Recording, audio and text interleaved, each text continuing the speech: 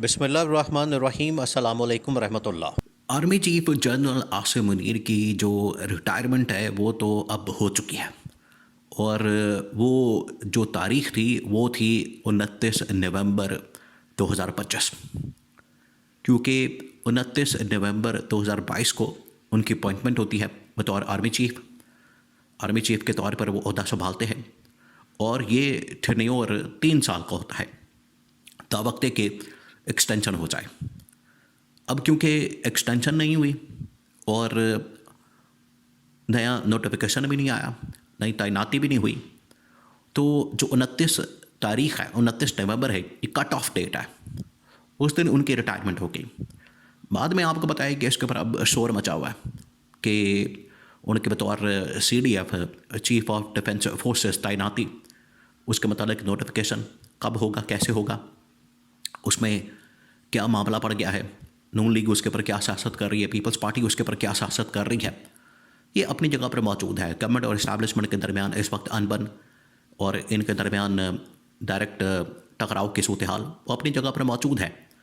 लेकिन जो army chief general Asim Munir की रिटायरमेंट है, और पहले भी रिटायरमेंट के मतलब बात होती है, जो तैनाती जब हुई 2-3 दिन पहले इनकी रिटायरमेंट हो गई, फिर उसके बाद काबीना की जानिब से बाकायदा मंजूरी ली गई, अप्रूवल ली गई, इनकी जो मुद्दत मुलाजमत बढ़ाई गई। उस वक्त फिर इनको अपॉइंटमेंट दी गई थी बतौर आर्मी चीफ।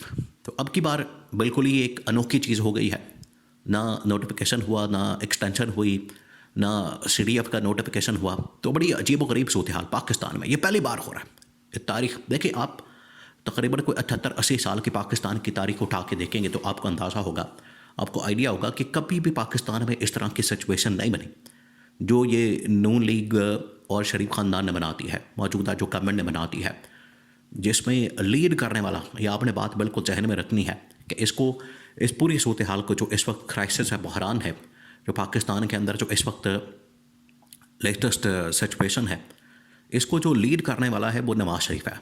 नवाज शरीफ पीछे से बैठ के सारी की सारी डोरियां हिला रहा है। अब थोड़ा सा आपने इसकी आईनी कानूनी पोजीशन को देखना है। सबसे पहले तो इसको अंडरस्टैंड करना ये बड़ा ज़रूरी है, क्योंकि आप इमेजिन करें जो इस वक्त सीन क्रिएट हो चुका है, ये डायरेक्ट इसका इम्पैक्ट हो रहा है पाकिस्तान की गवर्नमेंट के ऊपर, इस्टेब्लिशमेंट के ऊपर, उनकी लड़ाई के ऊपर। और ज़ाहिरी बात है जब इनकी लड़ाई होगी तो इसका इम्पैक्ट जो है वो आने वाले वक्त के अंदर नज़र आएगा और किसी ना किसी को इसकी कीमत चुकानी पड़ेगी। अब ये जो इम्पैक्ट आ रहा है, ये जो इस वक्त सूरत हाल बनी है, ये पहले तो आप इसकी आईनी कानूनी हैसियत को अंडरस्टैंड करें, इसको पहले समझें कि इसके अंदर मसला क्या हुआ है। पहली जो इसकी आईनी कानूनी पोजीशन है वो ये कि पहले जिस तरीके से army chief general Asim Munir की तैनाती की गई बतौर आर्मी चीफ, उस वक्त 2-3 दिन का गैप था।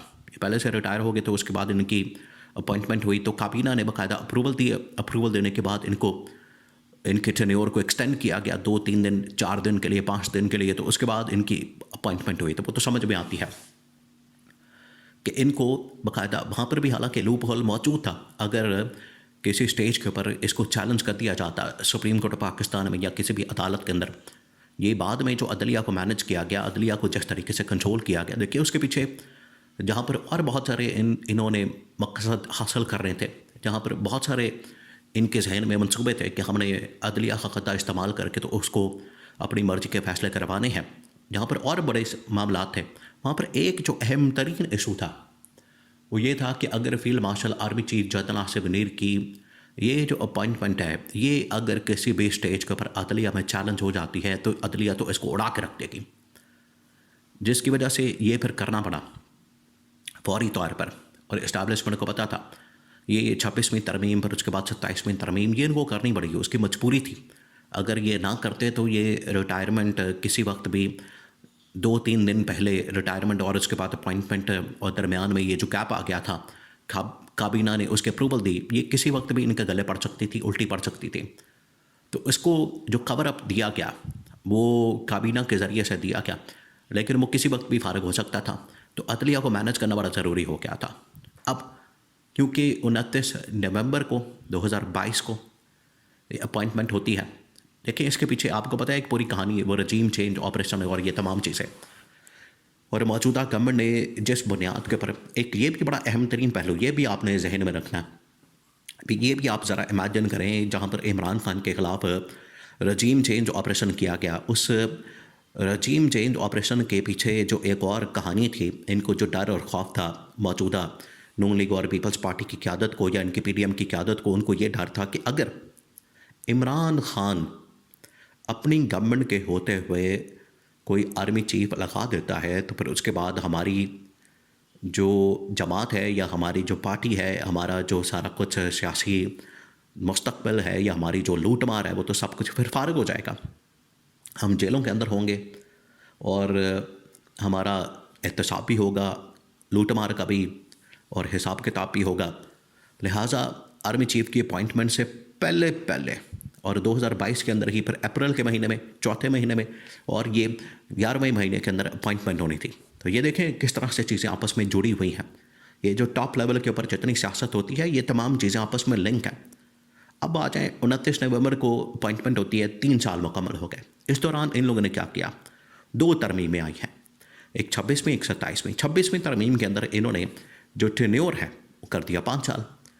अब 27वीं आईनी तरमीम आती है और इसके अंदर जनरल आसिम को बना दिया जाता है CDF, chief of defence forces. अब ये जो दोनों तरमीमें की गई हैं, ये पास्ट से अप्लाई नहीं हो सकती। अगर उन्होंने टेन्योर को 5 साल के लिए करना है तब भी उनकी नई तैनाती होनी है बतौर आर्मी चीफ, तब ये 5 साल का अपॉइंटमेंट होगा या तैनाती होगी। अगर उन्होंने CDF बनना है तो उसके लिए भी नया नोटिफिकेशन, फिर उसकी तैनाती जो है 5 साल के लिए होगी।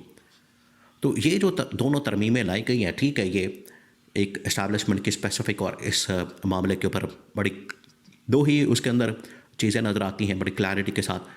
एक इस्टेब्लिशमेंट के लिए उसके अंदर फ़ायदा मौजूद था और एक अदलिया को कंट्रोल करना।